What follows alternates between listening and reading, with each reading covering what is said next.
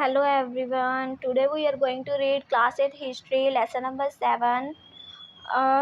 In our previous video we already talked about these chapters Indian farmers and जो ये iron viewers थे इन सब के बारे में हमने इसमें पढ़ा था। पिछले में हमने पढ़ा कि कैसे कैसे लोहा और जो उद्योग थे और जो ये कोयला कारखाने थे कैसे बंद हो गए, कॉटन की इंडस्ट्री कैसे बंद हो गई इंडिया के अंदर। अब हम फर्दर रीड आउट करेंगे iron and steel factories came in India. जो आयरन और स्टील की फैक्ट्री थी वो इंडिया में कैसे उनका बढ़ना स्टार्ट हो गया था। It was the year 1904। In the hot month of April, Charles Wade, the American geologist, the Dobarji Tata, and the eldest son of the Jamshedji Tata, was traveling in Chhattisgarh in search of iron deposit. तो अप्रैल 1904 में अमेरिकी भूवैज्ञानिक Charles Weld and Jamshedji Tata सबसे बड़े बेटे दोमरजी टाटा छत्तीसगढ़ के लोहा अयस्क भंडारों की खोजबीन करने के लिए वहां पे आए थे। They spend several months on costly vulture looking for the sources of good iron ore to establish a modern iron to steel India. तो भारत में एक आधुनिक लोहे और इस्पात के लिए वह अच्छे लोहे के भंडार की खोज करने के लिए इंडिया में आए थे। जमशेदजी टाटा वो decided to spend a large part of property to set big iron and the steel industries in India. तो जो भारत में लोहा अयस्क के कारखाने के लिए जमशेदजी टाटा ने अपनी संपत्ति का बहुत बड़ा हिस्सा उन्होंने खर्च किया था। But this could not be done without searching the source of good quality of ore. परंतु इसके लिए सबसे बड़ी शर्त क्या थी कि लोहा जो है अच्छा मिल सके, अच्छा गुणवत्ता वाला उन्हें लोहा प्राप्त हो सके। One day after travelling for many hours forest Weld Dorabji reached a small village and saw the group of men women carrying basket loads iron ore। तो एक दिन क्या हुआ कि बहुत देर तक जंगल में खाक छाने के बाद दोराबाजी ने वेल्ड के एक छोटे से गांव में पहुंचे। वहां उन्होंने देखा कि जो स्त्री पुरुष थे वो टोकरियों में लोहे के अयस्क लेके जा रहे थे। दीज पीपल वॉज अंगारे, जो थे अगरिया समुदाय के थे। When they asked about their iron ore Angaria indicated hill of the distance. जब उनसे पूछा गया कि वो ऐसे कहाँ से लाए हैं तो उन्होंने पहाड़ी की तरफ इशारा कर दिया। Weld and Dorabji went to the hill after trekking take through the dense forest. उसके बाद वो चले गए पहाड़ियों के अंदर चले गए। Examining the hill geologist declared that they had finally found we have been looking for Rajhara hills one of the four finest ore in the world. तो यहाँ पे अध्ययन करने वाले के वेल्ड ने बताया कि ये उन्होंने फाइनली जो लोहे का ओर था उसको उन्होंने ढूंढ लिया और दुनिया का सबसे बेहतरीन अयस्क में से ये एक पहाड़ी है। But was the difficulty the reason was dry and sand water. सबसे बड़ी डिफ़िकल्टी क्या थी, इलाका जो बिल्कुल सूखा था। And which was in part of the factory which to find near by.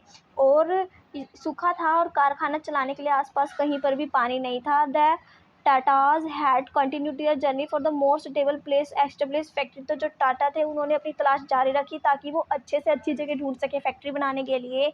However the Agarias help in the discover of the source of iron ore that would later supply the Bhilai steel plant. तो अगरिया समुदाय ने लोहे वहीं से अन्य स्रोत ढूंढने के लिए सहायता वहाँ के आसपास भिलाई के जितने भी संयंत्र थे उसकी आपूर्ति वहीं से की गई जहाँ पे उन्होंने ढूंढा था। आफ्टर फ्यू ईयर्स, कुछ टाइम के बाद,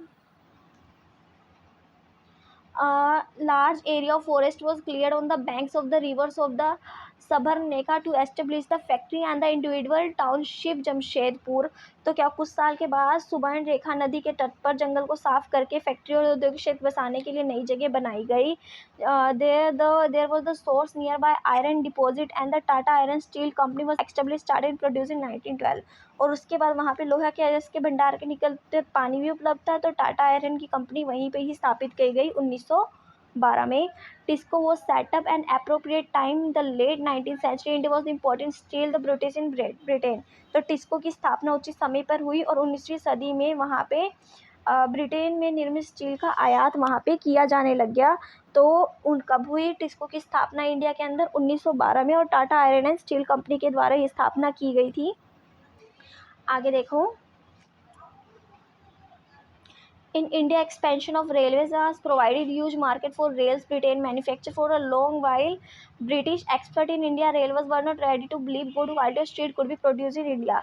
तो क्या हुआ, भारत में रेलवे के लिए जो थी ब्रिटेन से बनी पटरियां ही यहाँ पे भारी मांग थी क्योंकि भारतीय रेलवे को अभी भी अंग्रेजों की जो ये मानना था कि अभी जो भारत में जो लोहा बन रहा है वो ज़्यादा अच्छा नहीं हो सकता, उनकी उसकी क्वालिटी पर ज़्यादा विश्वास नहीं था। बाय द टाइम टिस्को वो सेट ऑफ, जैसे जैसे टिस्को की स्थापना हुई the situation was changing, situation जो है वो बदलती हुई चली गई। In 1914 the first world war broke out, 1914 में पहला विश्व युद्ध हुआ।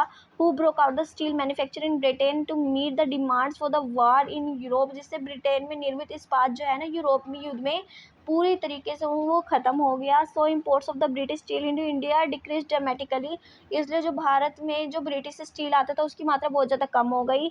Indian railway turn to TISCO to supply rails, जो इंडिया की भारतीय रेल थी वो किसकी तरफ आ गई, वो टिस्को के पास आ गई ताकि वो लोहा सप्लाई करे। As the war continued for several year TISCO had to manufacture shells and carriage wheels of the war.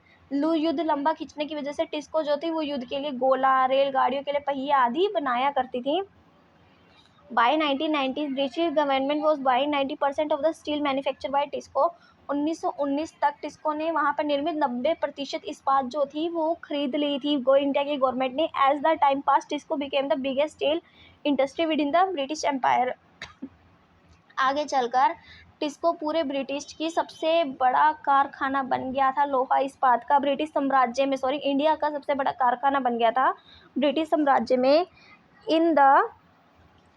In the same way, the case of cotton textile to industrial expansion occurred only when the British import to India decreases.